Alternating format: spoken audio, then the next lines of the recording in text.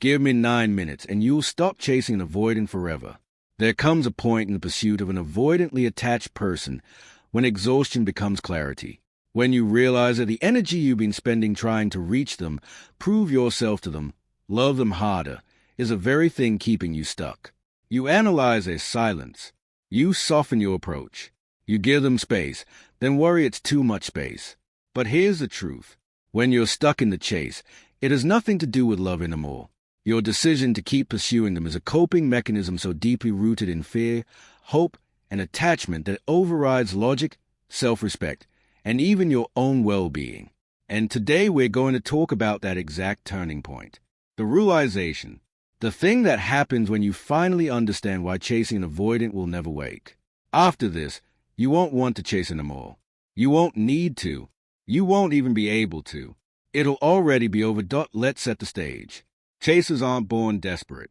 They learn to pursue, usually through relationships where love felt conditional or inconsistent. Proving your worth became your strategy. And though you may crave reciprocity, you become addicted to what it demands. Effort, patience, endless understanding. So when you meet someone who pulls away, the more you lean in, you don't retreat. You try harder. At first, it might be subtle. An extra text, a longer explanation, more reassurance. But if they withdraw further or go cold, you don't step back. You chase even more. And if you're doing one specific thing, something we're about to unpack, it means you've entered a cycle that will destroy your peace of good. The point of no return for a chaser doesn't look like dramatic begging. It's much quieter, much more insidious. It's when you start managing their emotions for them. You pre-edit your words to avoid triggering them. You suppress your needs to keep them comfortable. Suddenly you're walking on eggshells, overthinking every message, trying to be less needy, less honest, less yourself. Even if you have legitimate concerns or feelings, you silence them. And if you start justifying their behavior to others in ways that minimize your pain, like saying they are just busy, just stressed, just not ready when the pattern is clearly neglect, this is it. This is the psychological trap. That means you're not just pursuing them, you're abandoning yourself. This self-abandonment process is a form of emotional self-destruction. Chasers don't like conflict. They don't sit with the discomfort of being unwanted. Instead, they rationalize staying by exaggerating the potential and minimizing the pain. It's a subconscious strategy, but once it starts, they rarely stop it. If you're telling yourself a story where their distance is temporary and your love will eventually break through, you won't stop chasing because stopping would require you to admit that the connection was one-sided. And chasers struggle with that level of truth. It makes them feel foolish, rejected, and dangerously close to their original childhood wounds. Another brutal sign that you're trapped in the chase is when you feel anxiety instead of peace in the relationship. Not butterflies, not longing, anxiety. You'll know this because you check your phone obsessively. You overanalyze their tone, their timing, their word choice, looking for proof they still care. And if they do respond, it doesn't soothe you. It just resets the timer until the next wave of uncertainty. Your emotional temperature is hot, reactive. That calm you once had, gone. You've opened the door to constant emotional turbulence and locked yourself inside layers of hope and fear. You didn't just fall for them. You emotionally imprisoned yourself so you wouldn't have to face the truth that they are not choosing you. And anyone who can feel calm while you're spiraling isn't planning to meet you halfway. You may see them living their life, detached, unbothered, seemingly fine, and it'll sting. Because you'll think, how can they be so unaffected when I'm falling apart? But that's the thing about avoidance. They don't carry the weight you do. They externalize it onto you, and the more intense your feelings, the more they'll act like the relationship barely registers. This isn't cruelty. It's avoidance in its purest form. So if an avoidant appears indifferent while you're in emotional chaos, don't mistake that for them being healthier or stronger. It's a psychological imbalance that you are enabling by continuing the chase. Now let's be clear. Not all chasers are doomed to this cycle. Some eventually wake up. They reflect. They choose themselves.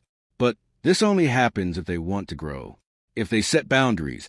If they develop self-worth that isn't tied to someone else's validation. But if you show no willingness to walk away, no capacity to sit in discomfort, no sense of your own value, and instead keep performing, pleading, and pouring into someone who isn't pouring back, then you become the kind of chaser that will lose themselves completely. You're not just loving anymore. You're actively dismantling your own emotional foundation. One of the harshest truths about people stuck chasing avoidance is this. When they stay in the pursuit, they disconnect from themselves on every level, mentally, emotionally, physically. They stop doing things they love. They neglect friendships. They might even change their personality to seem less threatening. And while that might seem like love, it's not. It's about your inability to tolerate rejection. You don't know how to hold both desire and dignity at the same time. So instead, you choose a range of self-accommodation, anything to keep the connection alive. And if you've reached that stage, it means you've chosen relational fantasy over emotional survival. And here's what makes it even harder. They won't reward you. There will be no grand awakening, no tearful reunion, no validation of your effort. You'll be left waiting, hoping, sacrificing. But that's the pattern. Avoidants don't respond to pursuit. They find it suffocating. They'd rather distance than engage. And the more you chase, the more you confirm their belief that closeness equals pressure. So if you've been met with distance, cold indifference, or emotional unavailability, and especially if you've contorted yourself entirely to accommodate their fear, know this. You're not earning love. You already gave it away for free to someone who never asked for it. So what do you do when you realize this? You stop chasing. You stop trying to decode their mixed signals. You stop sacrificing your peace for someone who never learned how to stay present.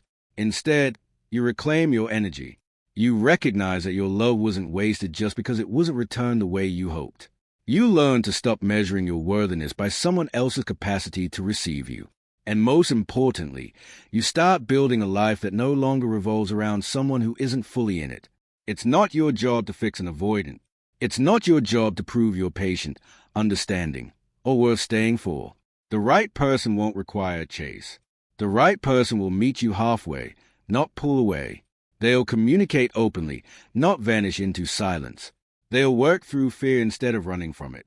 If the avoidant in your life has chosen distance, coldness, and withdrawal, then you have your answer. They're not confused. They're not just scared. They're unavailable.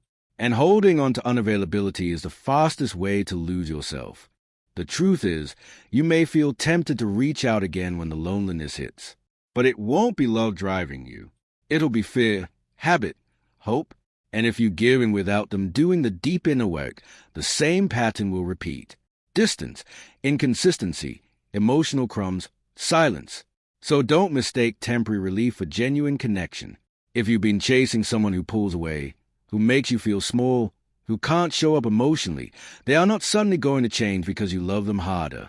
And if they do reach out, it won't be because they've healed. It'll be because they sense you finally stop feeding their ego with your attention. Let that stillness speak louder than your longing.